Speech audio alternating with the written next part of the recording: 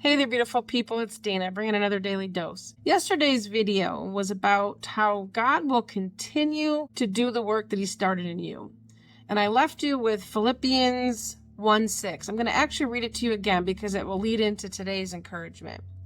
It says, I am convinced and confident of this very thing, that he who has begun a good work in you will continue to perfect and complete it until the day of Christ Jesus, the time of his return. So in my prayer time this morning, I was really thinking about that and meditating on that. And what came to my mind was that there are seasons in our life that could literally feel like there is so much disruption and so much chaos that it feels like something is breaking down or causing harm, or it's hard for us to navigate through that.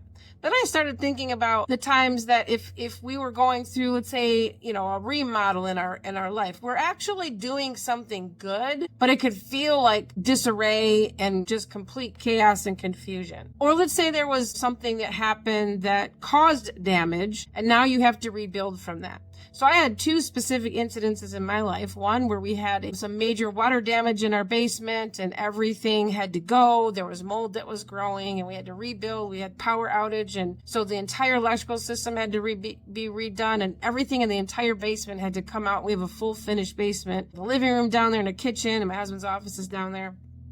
Everything had to go down to the bare floors. We had carpet in there. Everything had to go and had to be remediated, and we lost everything. So for the time being, while we were rebuilding that, everything was in disarray. Not only was there big piles of garbage that was outside, we had a big pod in our driveway where we had to clean things that could be cleaned from the mold and things like that.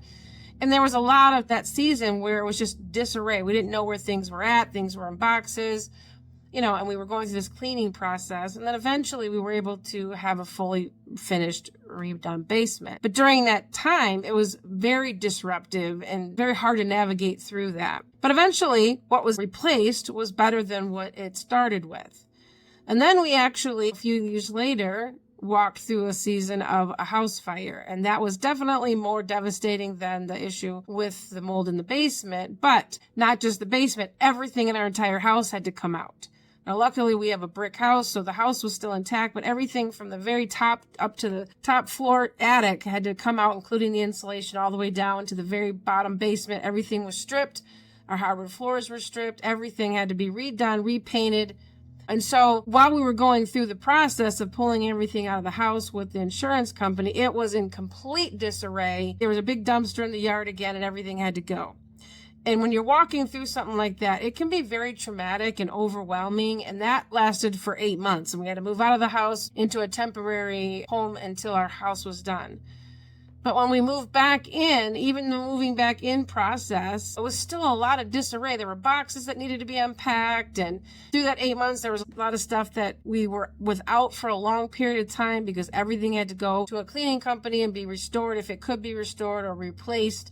So there was a long, difficult season of inconveniences, digging through boxes and trying to figure out what the house was going to look like afterwards. And at first glance, it seems like, oh, this is really cool. We get to have everything new. But it's a lot of stress and a lot of process to redo your entire house all at the same time and try to figure out what it is that you want to replace, because they have a timeline and you don't really have a whole lot of time to pick paint or to pick whatever colors and things. But so it's like a whirlwind of just chaos and destruction and boxes and things like that. But then there comes a point when that part of it is over and you're sitting in this newly furnished house, before it was our newly furnished basement, and the chaos is kind of subsided, and now you're getting back to some sort of normalcy. And then you realize that what you lost was less than what you gained. And so when you look at the different times in our life and our seasons of our life where it seems like it's like a construction site, or there's just so much disruption and chaos everywhere, could literally be a season where God is doing his greatest work, and you just can't see it because you've got so many things you're trying to navigate through. It feels like it's overwhelming and you can't breathe and it's stressful. And a lot of times, so let's say that damage to your house was from a storm. Ours was from a fire, but I'm saying, what if it was a storm? What about all these people like in North Carolina that just recently went through a major flood and they lost everything? They're still in the process of rebuilding. And so there is a storm that came through that destroyed everything. So a lot of times there are storms that will come through our life.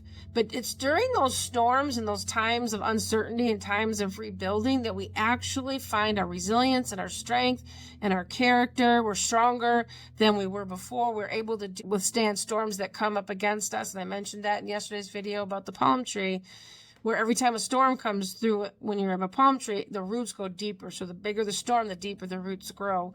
And you may see it bend, but it won't break. And so when you see a palm tree that's bent over, a lot of times you'll see those palm trees right by the ocean or whatever, and those palm trees have gone through storms and they still stood.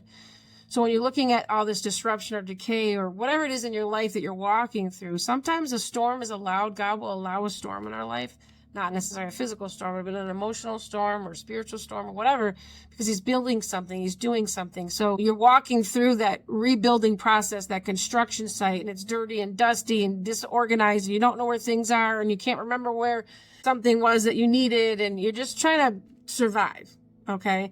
But then at the end of that process, you look back over what God has transformed, and it's unrecognizable to what you had before.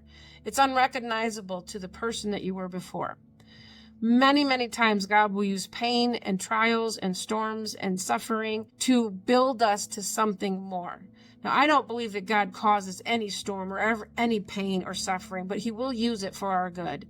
I do believe that we live in a fallen world, and there are things that happen, whether you're a good person or a bad person. It rains on the same thing. It sun shines on the same people. There are situations that are outside of our control that happen, but the God of the universe, the God that created the universe, can see things that we can't see. His ways are higher than our ways. His thoughts are higher than our thoughts.